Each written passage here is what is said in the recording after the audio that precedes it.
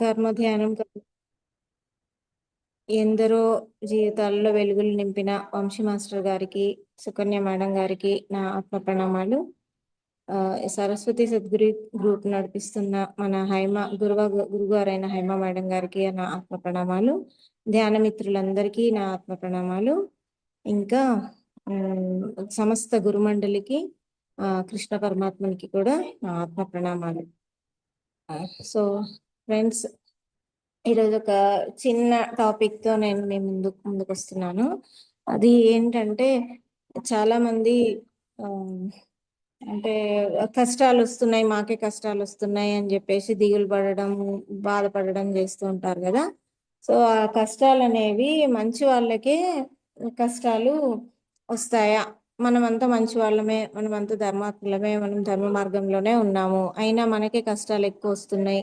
ఆ అందరు తప్పు చేసే వాళ్ళందరూ ఆ సమాజంలో గొప్ప వ్యక్తుల్లాగా చలామణి అవ్వబడుతున్నారు. కానీ మనం ఎప్పుడు ధర్మంలో ఉండి నిజాయితీగా ఉండి అలా ఉంటున్నా కూడా మనల్ని మాత్రం ఒక తప్పు చేసిన వ్యక్తుల్లాగా ట్రీట్ చేయబడుతున్నారు అని చాలా మంది ఫీల్ అవుతూ ఉంటాం. మనం అందరం కూడా ఏదో ఒక సందర్భంలో, ఏదో ఒక టైంలో ఫీల్ అవుతూనే ఉంటాం కదా ఫ్రెండ్స్. సో దాని గురించి ఒక ఐ మీన్ భగవద్గీతలో కృష్ణ పరమాత్ముడు చెప్పిన కొన్ని లైన్స్ చెప్పుకుందాం అనేసి నాకు అనిపించింది. అందులో భాగంగా ఫ్రెండ్స్, సో ఈ క్వశ్చన్స్ వేసుకుంటే, మంచి వాళ్ళకి కష్టాలు వస్తాయా? అయితే ఎందుకు వస్తాయి? మళ్ళీ ధర్మాత్ములకే పరీక్షలు ఎదురవుతాయా? ఎందుకు ఎదురవుతాయి? వీటికి ఆ క్వశ్చన్స్ వేసుకుంటే మనకు ఆన్సర్స్ మన దగ్గరే దొరుకుతాయి కదా ఫ్రెండ్స్. సో లోకంలో చాలా మంది ఇలాంటి సందేహాలకి సమాధానాలు తెలియక బాధపడుతూ ఉంటారు, తర్జన భర్జన అవుతూ ఉంటారు. జీవితంలో కష్టాలని మాకే వస్తున్నాయా అనే సందేహంలో ఉంటూ ఉంటారు కదా. అయితే దీనికి ఒకటే ఒక్క వంశీ మాస్టర్ గారు అయినా, హైమ మేడం గారైనా మనకు చెప్పేది ఏంటంటే, ఒక విషయం, మన వాస్తవానికి మనమే కారణం. మనం ఎలాంటి సిచ్యువేషన్లో ఉన్నామో అందుకు మనమే కారణం. అయితే ధ్యానంలో ఉన్న మనందరికీ కూడా ఇది అవగతం అవుతుంది, మనము అర్థం చేసుకోగలుగుతున్నాం. సో ఎలాంటి కష్టాలు వచ్చినా వాటిని స్వీకరించి ముందుకు వెళ్ళగలుగుతున్నాం.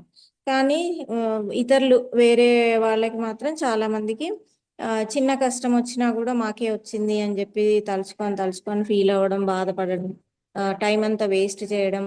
సో ఆ టైం ఏడుస్తూ బాధపడుతూ కూర్చునే కంటే, వాళ్ళకు ఉపయోగపడేలా, జీవితంలో ఉపయోగపడి ఏదైనా సమస్యకు పరిష్కారం దొరికే దానికోసం ఆలోచించి టైం పెట్టితే యూజ్ అయ్యేది.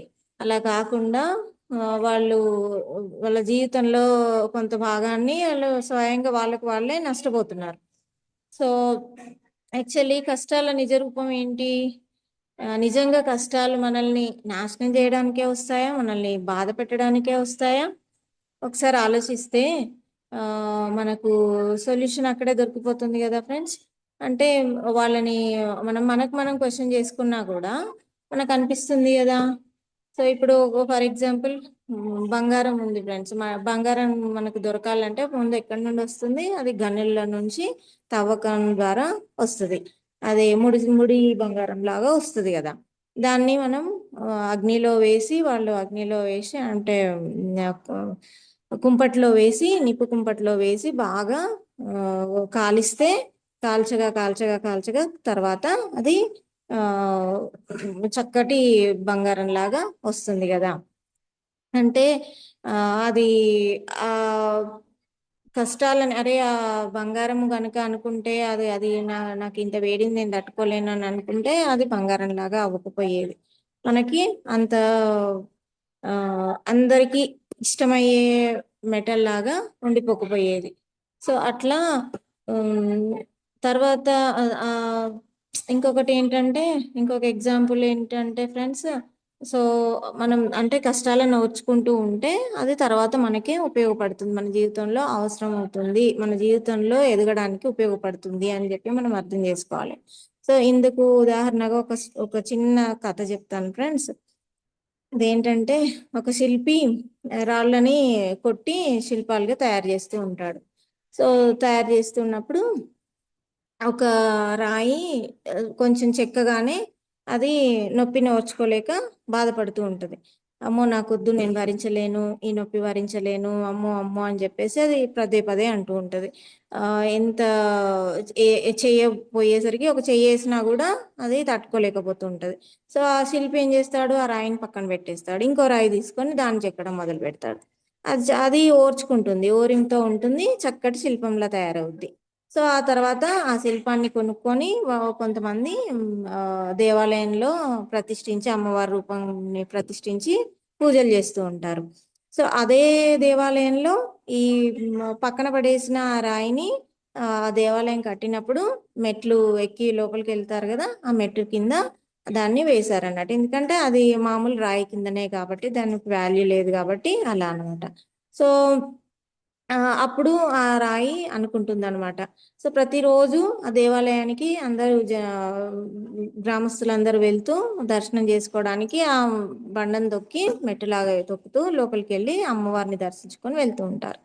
సో ఆ అప్పుడు అది అనుకుంటూ ఉంటుంది అనమాట. అప్పుడు అనుకుంటుంది అనమాట, సో నేను కష్టాలను ఓర్చుకోకుండా, కొద్ది కష్టాలే కదా అని చెప్పేసి ఓర్చుకోకుండా తట్టుకోలేకుండా ఉండిపోయా. సో నా జీవితం ఏమో ఇలా అయింది. సో అప్పుడు తట్టుకోలేని కష్టాలకు ఇప్పుడు ప్రతిరోజు కష్టపడాల్సి వస్తుంది, అందరు తొక్కడం వల్ల నొప్పిని ఓర్చుకోవాల్సి వస్తుంది. అదే ఇంకో ఆ రాయి మాత్రం ఓర్చుకుంది కాబట్టి దేవతలాగా చక్కగా పూజలు అందుకుంటుంది అని.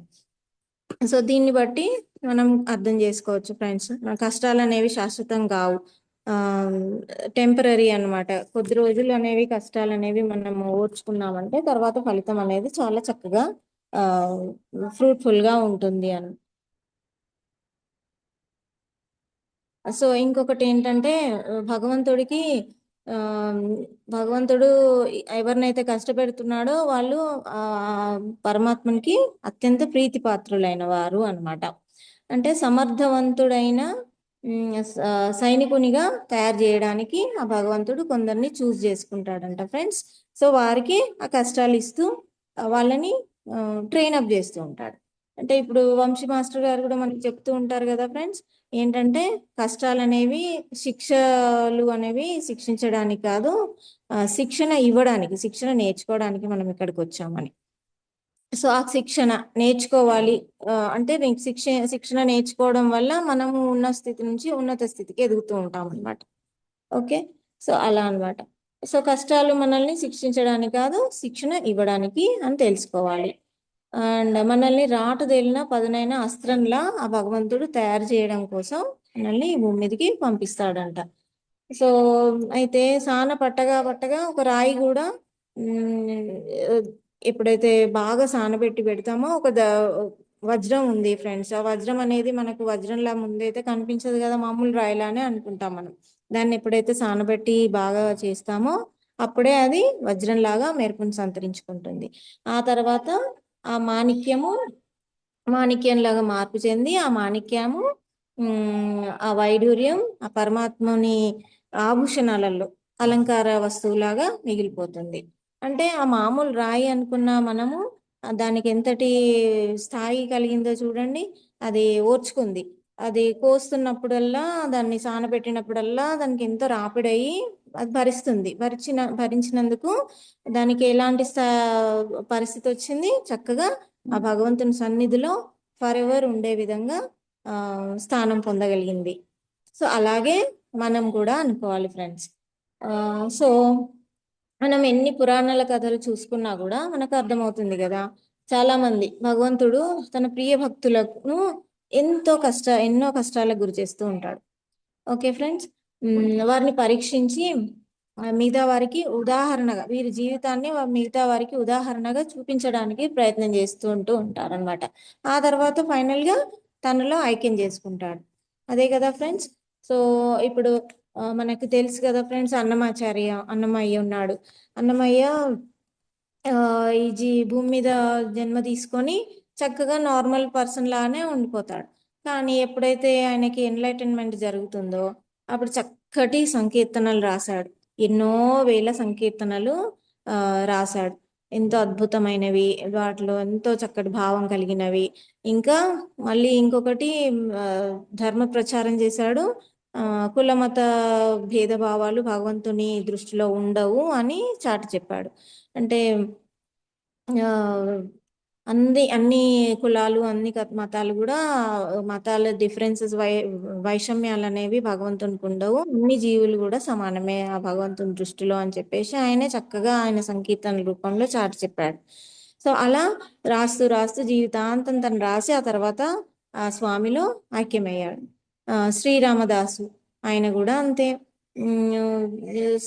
శ్రీరామునికి గుడి లేదని చెప్పేసి ఆ, తను అంతా డబ్బులు పెట్టేసి గుడి కట్టించడం వల్ల ఆయనకు శిక్ష పడింది. ఆ తర్వాత తను చేసుకున్న కర్మ ఫలితం వల్ల కూడా జైలు జీవితం అనుభవించాడు, చెరసాలలో బంధించి అవన్నీ అనుభవించాడు. మళ్ళీ ఎట్ లాస్ట్ అలా ఉండి తను ఫీల్ అయ్యాడా, తను అట్లేం కాదు, అది అంగీకరించాడు. తన వాస్తవానికి తనే కారణం అని చెప్పి తెలుసుకొని అంగీకరించాడు. అంగీకరించి ఆ స్వామి భక్తిని మాత్రం దూరం కాలేదు, వాటికి మాత్రం దూరం కాలేదు. సో అలా చేస్తూ ఆ పాటలు రాస్తూ తరించిపోయి తను కూడా ఆ భగవంతునిలో ఐక్యమయ్యాడు. అలాగే మీరాబాయి శ్రీకృష్ణుని భక్తి ఎంతటి భక్తురాలంటే ఆ మనకు ఇంకా చెప్పనలవి కాదు. ఆ తను పిలిస్తే ఆ కృష్ణ భగవానుడు వచ్చి తను పెట్టిన నైవేద్యాన్ని ఆ, తిని వెళ్ళేవాడంట. ఎవరికి కనిపించకపోయేదంట కానీ తనకు తెలిసేదనమాట. అందరూ పిచ్చి ఆవిడ అనేసి అనుకునేవాళ్ళు. అంటే అంత మూఢభక్తి అని కాదు కానీ నమ్మకమైన భక్తి విశ్వాసం. మనం ఎంతగా విశ్వాసం పెట్టుకుంటామో ఆ స్వామి కూడా మనల్ని అంతగానే ట్రీట్ చేస్తూ ఉంటాడు. సో అలా అనమాట. ఆ మీరాబాయి కూడా మళ్ళీ స్వామిలో ఐక్యమైపోయింది. భక్త తుకారాం కానివ్వండి, ఇంకా శబరిమాత కానివ్వండి, ఎందరో భక్తులు మనం చూస్తూ ఉంటాం. ఎగ్జాంపుల్ గా చెప్పుకుంటూ పోతే వీళ్ళందరూ కూడా కష్టాలు వచ్చాయని చెప్పేసి భగవంతుని నిందించలేదు, ఇంకా లేదా ద్వేషించలేదు, లేదా ఇంకేదో కాదు, అన్నీ భరిస్తూ భరిస్తూ భరిస్తూ ఓపికతో ఎదురు చూశారు. కాబట్టి వాళ్ళ జ్ఞానం అంతా తెలుసుకుంటూ ఆ జ్ఞానాన్ని అందరికీ పంచుకుంటూ వాళ్ళు చేసే పనిని మాత్రం ఇగ్నోర్ చేయకుండా చక్కగా ముందుకెళ్ళిపోయారు. ఫైనల్గా ముక్తి పొందారు. సో అది ఫ్రెండ్స్. అందుకే ఇకపై మనం కూడా ఏం నేర్చుకోవాలి వీళ్ళ జీవితాల నుండి, మనం ఏంటంటే ఫ్రెండ్స్, కష్టాలు వచ్చినప్పుడు ఏడవకుండా బాధపడకుండా ఆ తలుచుకొని తలుచుకొని ఏడ్చుకుంటూ ఉండకుండా ఆకాశం వైపు చూసి ఆ పరమాత్మకు కృతజ్ఞత చెప్పుకోవాలండి ఫ్రెండ్స్. సో కృతజ్ఞత ఎందుకు చెప్పుకోవాలి అంటే ఆ ఆ కష్టాలు రావడం వల్లనే మనం జీవితంలో ఎన్నో విషయాలు నేర్చుకోగలుగుతున్నాం. అవునా? ఒక తప్పటడుగు వేస్తే ఇది ఇలా వేస్తే తప్పటడుగు కాబట్టి ఇలా కాకుండా ఇంకో వైపులో వెళ్తే అది కరెక్ట్ ఏమో అని చెప్పేసి అనుకుంటూ ఉంటాం కదా. ఆ విధంగానే మనం చేస్తూ వెళ్ళిపోతూ ఉండాలి. మనల్ని మనం ఇంకా ఇంప్రూవ్ చేసుకోవడానికి భగవంతుడు మనకు ఇచ్చిన ఒక అవకాశం అని అనుకోవాలి. అండ్ భగవంతునికి అత్యంత సన్నిహితంగా మనం వెళ్ళబోవడానికి అర్హత సాధించగలుగుతున్నాం అనే విషయాన్ని కూడా మనం గుర్తుపెట్టుకొని సంతోషపడాలి. సో కష్టాలు వస్తున్నాయి అని చెప్పేసి బాధపడకుండా ఈ విధంగా చేసుకోవాలి. ఇంకొకటి, కష్టాలను అవమానాలను మనం మౌనంగా భరిస్తూ ఉండాలి ఫ్రెండ్స్. అంటే వంశీ సార్ చెప్తుంటారు కదా, ఉపేక్ష.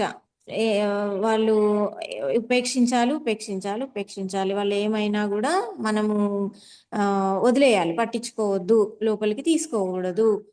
ఎందుకంటే మనము పరమాత్మ స్వరూపులం, చైతన్యం.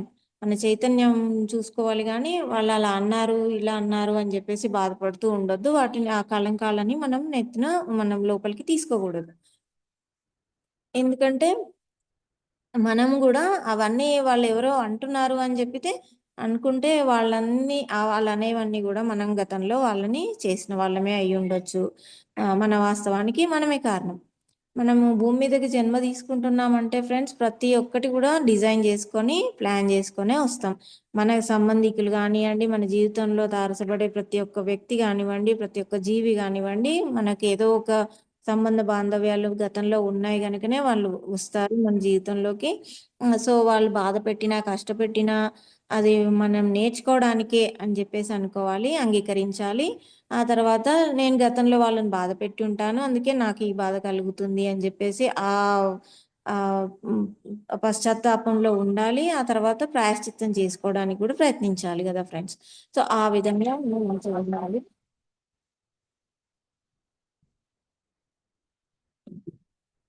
Slowly slowly.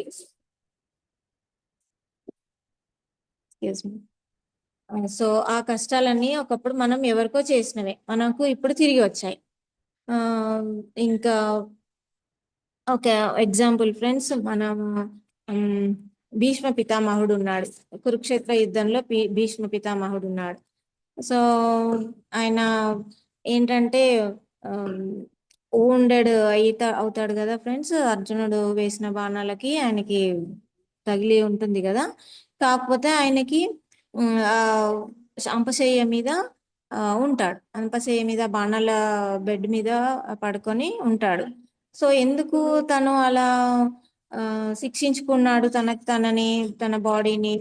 అలా మళ్ళీ ఒకటి కాదు రెండు కాదు, 58 రోజుల పాటు అలా అంపశయ్య మీద ఉంటాడు. ఎందుకోసము అంటే తను తను చేసుకున్న దానికి తను అనుభవిస్తున్నానని అంగీకరించాడు. ప్లస్ తనకి ఇచ్చామరణం ఉన్నా కూడా తను అన్ని రోజులు ఎందుకున్నాడు? ఆ బాధలు భరించలేక ఒకేసారి తను వెళ్ళిపోగలడు. కాకపోతే అలా చేయలేదు. ఎందుకంటే తను ఆ ఆ జ్ఞానాన్ని పొందలేదని తను అనుకున్నాడు. ఆ జ్ఞానాన్ని నాకు కృష్ణుడి ద్వారానే నాకు లభిస్తుంది అని చెప్పేసి ఆ కృష్ణుడు తనను జ్ఞానబోధ చేసినాకనే, ఆ, తను తనని దర్శించుకున్నాకనే మనస్ఫూర్తిగా ఆయనకి నాకు ప్రశాంతత వచ్చాకనే నేను ఈ ఈ జీవితాన్ని వదిలేస్తాను అని చెప్పేసి తను డిసైడ్ అయ్యాడు. సో అట్లా 58 రోజుల పాటు తను అలానే ఉండి అనుక్షణం పరమాత్మ స్మరణ, నామస్మరణ మాత్రమే చేశాడు. అలా ఆ అక్కడి నుంచే ఈ విష్ణుదేవుణ్ణి కీర్తిస్తూ విష్ణు సహస్రనామాలు అనేవి రచించాడు. మనకందరికి అందించాడు. తద్వారా జ్ఞానాన్ని అందించాడు. ఆ తర్వాత శ్రీకృష్ణుడు వచ్చి ఆ ఆయనని మనస్ఫూర్తిగా చూశాక ఆ తర్వాత తనకు తను ఓకే అనేసి ఇంకంతా సరిపోయింది అన్నాక తను ప్రాణాలను వదిలాడు, జీవితాన్ని వదిలేశాడు. అంటే దీనిని బట్టి ఏంటి ఫ్రెండ్స్, మనకి ఓర్పు అనేది చాలా అవసరం. అయితే ఒక్కసారి ఆలోచించండి ఫ్రెండ్స్, మన జీవితాల్లో వచ్చిన కష్టాలు ఆ భీష్మ పితామహునికి వచ్చినంత కష్టమైతే కాదు కదా. అలా ఊహించుకుంటే అంతటి కష్టం అయితే మనం పడట్లేదు కదా ఇప్పుడు. సో మరి ఇటువంటి ప్రాబ్లమ్స్ కి అన్ని ప్రాబ్లమ్స్ అంత ఈజీయా అని మనం అనుకోలేము. ఎవరు కూడా దయచేసి ఫీల్ అవ్వద్దు. బట్ భీష్మ పితామహుని కష్టం ముందు మన కష్టం ఎంత చిన్నది ఆలోచిస్తే. ఆ వాస్తవాన్ని మనం అంగీకరించాలి. అండ్ మళ్ళీ మనం 100% తప్పులు చేస్తే మనం ఈ జన్మలో అనుభవించేది 20% మాత్రమే. ఈ 20% కష్టానికే మనం అమ్మో ఇంత కష్టమా, అయ్యో ఇంత కష్టమా, ఆ నాకే వస్తున్నాయి ఎవరికి రావట్లేదు, నాకున్నంత కష్టాలు ఎవరికి లేవు అని మనం ఫీల్ అయిపోతూ ఉంటాం. సో అటువంటప్పుడు ఈ విషయాలు కొన్ని గుర్తు చేసుకుంటే మన కష్టం అనేది చాలా చిన్నది, గడ్డిపూచతో సమానం ఫ్రెండ్స్. సో అలా మనకు ఇది గుర్తు చేసుకుంటూ ఉండాలి. ఇంకా ప్రతి క్షణం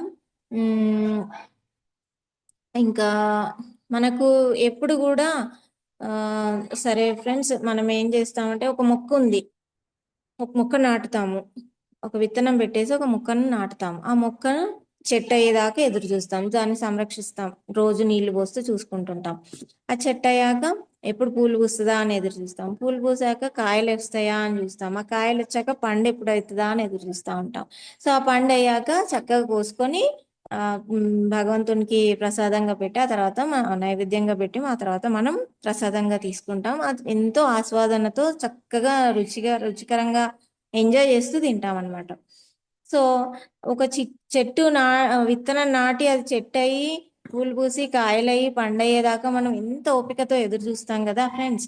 అదే విధంగా మన కష్టాలకి ఫుల్ స్టాప్ పడే రోజు అనేది తప్పకుండా ప్రతి ఒక్కరి జీవితంలో వస్తుంది, అవునా కాదా? సో అది వచ్చేంత వరకు కూడా మనం ఓపికతో ఎదురు చూడాలి. అది కూడా కృష్ణ భగవానుడు మనకు చెప్తూ ఉంటాడు ఫ్రెండ్స్. ఓకే. మనకు మంచి చక్కటి ఫలితం ఒక రోజు కాకపోతే ఒక రోజు తప్పకుండా ఆ పండు రూపంలో ఉన్న ఫ్రూట్ఫుల్నెస్ అంటాం కదా ఫ్రెండ్స్, ఆ పండు రూపంలో ఉన్న మధురమైన ఫలం రూపంలో మనం ఆ ఫలాన్ని మనం ఎంజాయ్ చేయొచ్చు అనమాట. కాకపోతే అప్పటి వరకు పూర్తి నమ్మకంతో విశ్వాసంతో ఆ భగవంతుని పైన మనం పెట్టుకొని ఎప్పుడు కూడా బాధపడకుండా, ద్వేషించకుండా, ఇతరులను బాధ పెట్టకుండా ఎదురు చూస్తూ ఉండాలన్నమాట, వేచి ఉండాలి. అండ్ ఇంకొకటి ఏంటంటే, మనకు వచ్చిన కష్టాలకు ఇతరులు కారణము అని చెప్పి ఇతరులను నిందించకూడదు, అంగీకరించాలి. మన వాస్తవానికి మనమే కారణం అనేది ఇది మన మోటో కదా ఫ్రెండ్స్. సో ఇది ఎప్పుడు కూడా మనం మర్చిపోవద్దు.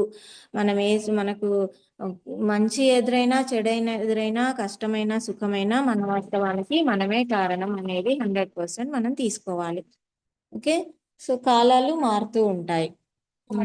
ఎండాకాలం తర్వాత వర్షాకాలం, తర్వాత చలికాలం, ఇలా కాలాలు మారుతూ ఉంటాయి. కాలాలు మారుతూ ఉంటాయి కదా ఫ్రెండ్స్. సో ఆ రోజులు, వారాలు, నెలలు, సంవత్సరాలు అలా గడుస్తూనే ఉంటాయి. సో ఈ కాలచక్రంతో పాటు మన జీవిత చక్రం కూడా నడుస్తూ ఉంటుంది. సపోజ్ ఈసారి ఎండలు చాలా ఎక్కువ ఉన్నాయి, చలి బాగా ఉంది, వర్షాలు బాగా పడ్డాయి అని చెప్పేసి మనం ఇంట్లోనే ఉండిపోం కదా, బయటికి వెళ్ళకుండా ఉండిపోం కదా. సో అలా అన్నమాట. అవి ఎలాంటి సిచ్యువేషన్స్ వచ్చినా మళ్ళీ మనం నడిపించుకుంటూనే ఉంటాం. సో అదే విధంగా కష్టాలు వచ్చినప్పుడు కుంగిపోవడం అండ్ సుఖాలు వచ్చినప్పుడు పొంగిపోవడం అనేవి కూడా మనం చేయకూడదు. ఆ తర్వాత టైం వేస్ట్ కూడా చేయకూడదు. మనం ఎలానైతే కా మన జాబ్కి వెళ్ళాల్సిన పరిస్థితి ఉంది. సో ఈ రోజు వర్షం బాగా పడింది, నేను వెళ్ళను అని అనుకోలేను కదా. సో ఏం చేస్తాం, ఒక దారి మొత్తం బాగా వర్షాలు వచ్చి ఫ్లడెడ్ అయిపోయి రోడ్స్ అన్ని బ్లాక్ అయిపోయినాయి, వే బ్లాక్ అయిపోయింది, పోలేని పరిస్థితి అంట అని చెప్తే ఆ ఆ, ఈ దారి కాకపోతే వేరే దారి నుండి వెళ్ళిపోతాం, అంతేగాని వెళ్ళకుండానైతే ఉండం కదా. సో అదే విధంగా మనం కూడా టైం వేస్ట్ చేసుకుంటూ కష్టాలను తలుచుకుంటూ టైం వేస్ట్ చేసుకుంటూ ఒకే దగ్గర ఉండకుండా ఆల్టర్నేట్ ఆలోచిస్తూ పోవాలి. ఒక రోజు కాకపోతే ఒక రోజు ఇప్పుడు టైం బ్యాడ్, మళ్ళీ గుడ్ టైం వస్తుంది అనే పాజిటివ్ థింకింగ్తో ఆశావాదంగా ఉంటూ మన పనులు మనం చేసుకుంటూ పోవాలి. అయితే నిత్యం భగవన్నామస్మరణ, భగవంతుని మీద నమ్మకం మాత్రం వదిలిపెట్టుకోకూడదు. మనం మౌనంగా ప్రతిసారి భరిస్తూ ఉండటం కాదు, జ్ఞానం అనే అస్త్రంతో వాటిని ఛేదించాలి. సో ఇంకొకటి ఏంటి, భగవన్నామస్మరణ, ఆ తర్వాత మనం నిత్య జీవితంలో మనం చేసుకునే రొటీన్తో పాటు ఆ, ఈ జ్ఞానాన్ని సంపార్జించుకుంటూ ఉండాలన్నమాట. ఓకే. ఫర్ ఎగ్జాంపుల్ ఫ్రెండ్స్, మనము ఒక అడవిలో చిక్కుకుపోయాం అనుకోండి, కొత్త ప్లేసు, అడవి తెలియదు. ఆ, అప్పుడు దారి తప్పిపోయాము, అక్కడి నుంచి బయటపడాలి అని అన్నప్పుడు మనకు అప్పుడు సడన్ గా స్టార్ట్ అయ్యేది ఏంటి, భయము, ఆ తర్వాత చికాకు, ఆ తర్వాత చీకటి పడిపోయే లోపల బయటకు వచ్చేసేయాలి, ఎలా ఎలా ఎలా అని ఆందోళన, టెన్షన్, ఇవన్నీ వచ్చేస్తూ ఉంటాయి. ఓకే. ఎటువైపు అయితే మనం ఏం చేయాలి అప్పుడు, ఒక్క క్షణం ఆగి కళ్ళు మూసుకొని ధ్యానం చేసుకొని కాస్త భగవంతుని స్మరించుకొని ఆ తర్వాత కళ్ళు తెరిచి ప్రాపర్ డెసిషన్ తీసుకోవడానికి మనం ఆలోచించాలి. సో ఇవన్నీ మన మనసుని ఆవహించాయి అనుకోండి, అప్పుడు మన బుద్ధి పని చేయకుండా పోతుంది. బుద్ధి పని చేయనప్పుడు మనం డిసిషన్ కరెక్ట్గా తీసుకోలేము, కాబట్టి తప్పు జరిగే అవకాశం ఉంటుంది, ఇంకా పెద్ద ప్రాబ్లంలో చిక్కుకుపోయే అవకాశం ఉంటుంది. కాబట్టి మన బుద్ధిని పనిచేసే విధంగా కంట్రోల్ చేసుకోవాలంటే మనం ఒక నిమిషం ధ్యానం చేసుకొని కళ్ళు మూసుకొని ఒకసారి భగవంతుని తలుచుకొని సో ఏ దారి అయితే ఇటు నుంచి కాకపోతే ఇంకొకటి ఎట్లా ఉంటుంది అని చెప్పేసి ఆ జ్ఞానం అనే అస్త్రంతో ఆ వచ్చిన చెట్టు కొమ్మలన్నీ పక్కకు అనుకుంటూ మనం వెళ్తూ ఉంటాం కదా ఫ్రెండ్స్, ఆ జ్ఞానాన్ని అక్కడ వాడుకోవాలి అనమాట. అంటే విచక్షణ జ్ఞానం కూడా అవసరము అనమాట. ఆ సమయానుసారంగా విచక్షణ జ్ఞానాన్ని వాడుకుంటూ ముందుకెళ్ళిపోవాలి. సో అయితే భయంతో ఉండి, కోపంతో ఉండి, లేదా ద్వేషంతో ఉండి, చిరాకుతో ఉండి, ఇటువంటి నెగిటివ్ ఆస్పెక్ట్స్ అన్ని, నెగిటివ్ ఎమోషన్స్ అన్ని మనం మనసులో పెట్టుకుంటే మన బుద్ధిని పనిచేయనీయకుండా చేస్తుంది. కాబట్టి ఇది ఎట్టి పరిస్థితుల్లో కూడా కరెక్ట్ కాదని మనం తెలుసుకోవాలి ఫ్రెండ్స్. మన జీవితంలో కొన్ని సంఘటనలు జరుగుతూ ఉంటాయి కదా ఫ్రెండ్స్. అవి మంచివి కావచ్చు, చెడు కావచ్చు. మంచివి జరిగినప్పుడు చాలా ఆనందంతో ఉంటాం, సంతోషంగా ఉంటాము, హ్యాపీనెస్‌లో ఉంటాము, పొంగిపోతూ ఉంటాం. అలాగే చెడు జరిగినప్పుడు చాలా బాధపడుతూ ఉంటాం, కృంగిపోతూ ఉంటాం. సో, ఇవి 2 కూడా సరికావు ఫ్రెండ్స్. ఓకే. స్థిరంగా ఉండాలి, బ్యాలెన్స్‌డ్‌గా ఉండాలి. మంచి అయినా, చెడైనా, హ్యాపీ అయినా, సారో అయినా మనము బ్యాలెన్స్డ్‌గా ఉండడానికి ప్రయత్నం చేస్తూ ఉండాలి. సో, తర్వాత అయితే సుఖం వచ్చినప్పుడు పొంగిపోవడం, కష్టం వచ్చినప్పుడు కృంగిపోవడం అనేవి మానవ లక్షణం. ఓకే. అయితే వీటన్నిటిని జయిస్తూ మన జ్ఞానం ద్వారా జయిస్తూ ముందుకు పోతూ ఉంటే అది యోగి లక్షణం. ఓకే. సో, అది యోగం అనేది ఎలా సంభవమవుతుంది? ధ్యానం జేయడం వల్ల. ధ్యానం ద్వారా నిత్యం భగవన్నామ స్మరణం చేయడం వల్ల, సత్సాంగత్యం వల్ల, సజ్జన సాంగత్యం వల్ల, ఇంకా స్వాధ్యాయం వల్ల. ఓకే. సో, కృష్ణ పరమాత్మ మనకు స్థితప్రజ్ఞత అనే విషయం ద్వారా మనకి భగవద్గీతలో గూడా ప్రస్తావించారు గదా ఫ్రెండ్స్. ఆ స్థితప్రజ్ఞత అనేది మనం అలవర్చుకోవాలి. అంటే ఎటువంటి సిట్యుయేషన్‌లోనైనా వెరీ బ్యాలెన్స్డ్ అండ్ కంట్రోల్డ్‌గా ఉండాలి. ఎక్కడ గూడా మనల్ని మనం అవేర్‌నెస్‌లో ఉండాలి. చెక్ చేసుకుంటూ ఉండాలి మనల్ని మనం. ఓకే. ఆ తర్వాత మనం మన గురువులిచ్చిన జ్ఞానంతో ఉన్న స్థితి నుండి ఉన్నత స్థితికి ఎదుగుతూ ఉండాలి. ఎల్లప్పుడూ గురువుని వదిలిపెట్టొద్దు. ఎల్లప్పుడూ గురువుతో ఆహ్, గురువు ఇచ్చే జ్ఞానాన్ని పెంచుకుంటూ ఉండాలి. వాళ్ళని మనకొచ్చిన డౌట్స్ అన్నీ, సందేహాలనన్నీ అడుగుతూ మేధోమథనం చేసుకుంటూ ఆహ్, జ్ఞానాన్ని పెంచుకుంటూ ముందుకెళ్తూ ఉండాలనమాట. అండ్ అరిషడ్ వర్గాలు అనే దుర్గుణాలకు దూరంగా ఉండాలి. ఎందుకంటే అవి మనల్ని పతనానికి దారితీస్తాయి. మన జీవితంలో అవి పతనానికి. మనం ఎంత ఎదిగినా గూడా, ఎంత జ్ఞానాన్ని పొందినా గూడా, అరిషడ్ వర్గాలలో లాక్ అయిపోయి, ఎక్కడో ఒక దగ్గర కంట్రోల్ తప్పి మెదిలినామనుకోండి, అప్పటి వరకు సాధించుకున్న జ్ఞానం అంతా గూడా, తెలుసుకున్న జ్ఞానం అంతా గూడా నిష్ప్రయోజనం అవుతుంది. కాబట్టి ఎల్లప్పుడూ గూడా చాలా జాగ్రత్తగా అవేర్‌నెస్‌లో ఉంటూ ఉండాలి. అదే మన గురువులు మనకి ఎప్పుడు గూడా చెప్తూ ఉంటారు గదా ఫ్రెండ్స్. సో, అది మనం ఫాలో అవుతూ ఉండాలి. ఇంకొకటి ఫ్రెండ్స్ మన జనరల్‌గా బంధువులు అందరం డిజైన్ చేసుకొనొచ్చిన వాళ్ళమే గదా! సో, బంధువుల రూపంలోనో, ఫ్రెండ్స్ రూపంలోనో, భర్త రూపంలోనో, అత్తమామల రూపంలోనో, పిల్లల రూపంలోనో ఏదో ఒక విధంగా చాలామంది హేళనగా మాట్లాడడము, అవమానం చేయడం, వెటకారపు మాటలు మాట్లాడడము. అంతా మంచి జరిగినప్పుడు పర్వాలేదు. ఒక్కసారి దప్పున బిజినెస్‌లో లాస్ రావడం కానివ్వండి, సంథింగ్ నెగెటివ్ జరిగిందనుకోండి. అప్పుడు వాళ్ళని ఇంక తెలివి లేదు, నీకిది లేదు, నీకది లేదు, నువ్వెందుకు పనికిరావు, నువ్విట్లా, నువ్వట్లా అని జెప్పేసి వాళ్ళు ఇంగ తోచినంత వరకు అంటూనే ఉంటారు. తిడుతూ ఉంటారు. తిట్టడం అంటే హేళనగా మాట్లాడతారు. ఇన్సల్ట్ చేస్తూ ఉంటారు. అయితే సో, ఈ కష్టాలు, ఈ అవమానాలు ఇటువంటివి ఎప్పటికీ శాశ్వతమైతే కావు గదా ఫ్రెండ్స్. సో, ఇలాంటి మాటలు చెవిన పడినప్పుడు మనం పట్టించుకోవద్దు. ఆ తర్వాత మౌనం వహించాలి. ఓర్పుగా ఉండండి. ఓర్పుతోనే ఉండాలి. ఓర్పనేది మనకు ఎంతో ఉపయోగపడే ఆహ్, చాలా మంచి అలవాటనమాట. సో, అది ఓర్పు ఫాలో అవుతూ ఉండాలి ఎప్పటికి గూడా. సో, వాళ్ళు విసిరిన మాటల రాళ్ళు ఒక్కొక్కటిగా పేర్చుకొని, మనం జీవితంలో పైకి ఎదగడానికి ఒక మెట్టులా వాడుకోవాలి ఫ్రెండ్స్. ఓకే. సో, వాళ్ళన్నీ మాట్లాడుతూ ఉంటారు. సరే ఆహ్, ఇప్పుడు టైం బ్యాడ్. సో, ఇప్పుడు మాట్లాడొద్దు. టైమొచ్చినప్పుడు మళ్ళీ నేను ఆన్సర్ ఇచ్చుకుంటా. అవసరమైతే ఇచ్చుకుంటా, లేతే లేదు. పట్టించుకోకుంటే వదిలేస్తే సరిపోతుంది. తీసుకోవద్దు, మనసులోకి తీసుకోవద్దు. మనసు పాడు చేసుకోవద్దు. అవసరమే లేదు. అలా అనుకోవచ్చు. ఓకే. సో, నాకు పర్సనల్‌గా గూడా ఒక ఎక్స్‌పీరియన్స్ జరిగింది ఫ్రెండ్స్. ఒకానొక టైంలో నేను గూడా చాలా అడ్వర్స్ సిట్యుయేషన్‌లో నా లైఫ్‌లో ఇరుక్కున్నాను. అంటే నాకు అలాంటి రోజొస్తది జీవితంలో అని ఊహించని రోజొచ్చిందనమాట. అప్పుడు మాకు తెలిసిన బంధువుల దగ్గరికెళ్ళి హెల్ప్ కోసం అడిగాను. ఎవ్వరు గూడా హెల్ప్ చేయలేదు. నో అని జెప్పారు. సో, నో అని జెప్పేసరికి ఏమైంది? అది నాకు హెల్ప్ అయిపోయింది. అంటే నాకు అడ్వాంటేజ్ అయింది. సో, నేనేం జేశాను, ఇంకా ఆ ప్రాబ్లమ్‌కి సొల్యూషను ఎలా దెలుసుకుంటే వస్తుంది? ఎలా పరిష్కారం వెతుక్కోగలను నేను అని జెప్పి బాగా ఆలోచించాను. అంటే స్థితప్రజ్ఞతతో ఆలోచించాను. తొందరపడలేదు. బాధపడలేదు. బాధ అస్సలు తీసేశాను ఇంకా. చాలా బాధలో ఉన్నాను. దుఃఖంలో ఉన్నాను. కానీ ఆ బాధ, దుఃఖాన్ని దరిజేయనీయకుండా తెలివిగా ఎలా ఆలోచించి అక్కడ పరిష్కారం తెచ్చుకోవాలి అనేది ఆలోచించుకొని సక్సెస్ సాధించాను. నా లక్ష్యం వైపే దృష్టి పెట్టి, ఫోకస్ పెట్టి అలా చేసుకున్నాను. సక్సెస్ సాధించాను. సో, సక్సెస్‌ఫుల్‌గా అయ్యి ఆ ప్రాబ్లమ్ నుండి బయటపడగలిగాను. అప్పుడు నాకు వాళ్ళందరికీ ఎవరైతే నాకు హెల్ప్ చెయ్యను అని చెప్పేసి నో అని చెప్పారో, ఆ బంధువులందరి దగ్గరికెళ్ళి నేను థాంక్ యూ చెప్పాను. బికాజ్ ఫ్రెండ్స్ వాళ్ళు గనక ఆ రోజు నాకు హెల్ప్ చేసి ఉంటే, నేను నా ప్రయత్నం చేసేదాన్ని కాదు గదా! సో, ఆ సారి వాళ్ళు హెల్ప్ జేసి నాకు సొల్యూషన్ దొరికిందనుకోండి, మళ్ళొకసారి జీవితంలో అలాంటి పరిస్థితే వచ్చిందనుకోండి, అప్పుడు నేను ఎలా జేయాలో నాకు ఎక్స్‌పీరియన్స్ ఉండక నేను చేసుకోలేకపోయేదాన్ని. అవునా?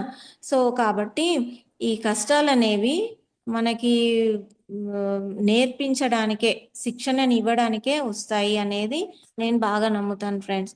ఎందుకంటే నాకు పర్సనల్ ఎక్స్‌పీరియన్స్ గూడా గదా ఇది. ఇలా అన్నమాట. సో, వాళ్ళందరికీ కృతజ్ఞతలు చెప్పుకున్నాను. చెప్పుకొని చెప్పుకొని అంటే వాళ్ళ పైన నాకు ఎటువంటి ద్వేషం గాని, కోపం గాని ఏమీ లేవు. ఎందుకంటే వాళ్ళ వల్లనే నేను నేర్చుకోగలిగాను గాబట్టి, అక్కడ సొల్యూషన్ తెచ్చుకోగలిగాను గాబట్టి ఆహ్, అలా చెప్పాను. సో, సేమ్ థింగ్ మనకు భగవంతుడు గూడా మన తోడుగా ఉంటాడు. కాకపోతే ప్రతి విషయంలో నువ్వు చెయ్యి నేను చేపిస్తా. నువ్వు చెయ్యి నేను చేపిస్తా అనేలాగా అంటే అర్జునుడు కృష్ణార్జునులకు ఎలా ఉంటాడో బోధిస్తూ ఉంటాడు. అర్జునుడు చేస్తూ ఉంటాడు గదా! సో, ఆ విధంగా అన్నమాట ఫ్రెండ్స్.